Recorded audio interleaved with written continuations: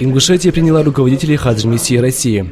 26 апреля в Магасе Фартис-Плазе прошло совещание, в котором принял участие руководитель хадж-миссии Российской Федерации Магомед Гамзаев. В самом начале встречи гостей угостили праздничным столом. Каждый из присутствующих был рад такому теплому приему со стороны ингушской земли. После того, как гости закончили трапезничать, началось само совещание.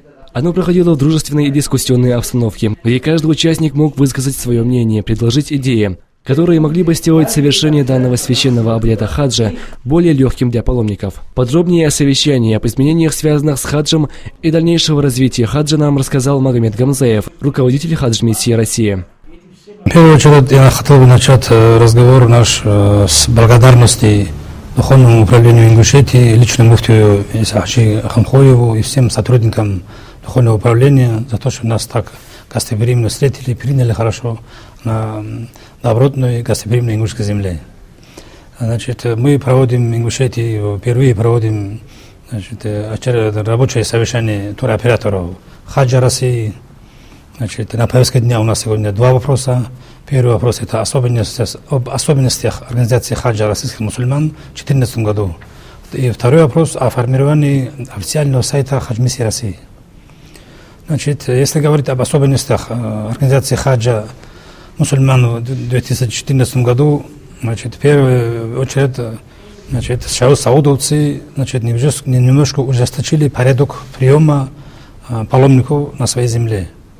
Значит, в связи с общеизвестными, значит, громадными строительными работами в мечети Харам в Мекке и Медине, значит, они сократили на 20% квоту. Первое. Второе, значит, они с этого года, уже начиная с нынешнего года, значит, ввели, значит, электронную систему, базу данных. Значит, это означает, с этого года ни один паломник, российский паломник не может получить визу, кроме как будут, значит, оплачены, значит, все расходы пребывания на саудовской земле, будут, значит, утверждены графики прилета и вылета самолетов, и в том числе будут решены все организационные моменты нахождения паломников, значит, как в священных городах Мекки и Медине, так и в местах совершения хаджа. Это гора Арафа, это долина Мина и долина Муздалифа. Значит, в связи с этим, значит, еще они нас обязали, раньше наши туроператоры могли спокойно, значит, кто когда решит, могли спокойно переводить свои денежные средства за услуги, оказываемые саудовскими компаниями нашим паломникам. В этом году нас заставили открыть официальный счет хадж-миссии России в Саудовской Аравии, и все расчеты должны будут проводиться только с этого счета. И, значит, самое главное, значит, саудовцы, значит, с этого года, значит, официально нас предупредили, что на хадж, значит, мы можем оформлять паломников только тех, кто не был в течение 5 лет на хадже. Это правило касается всех.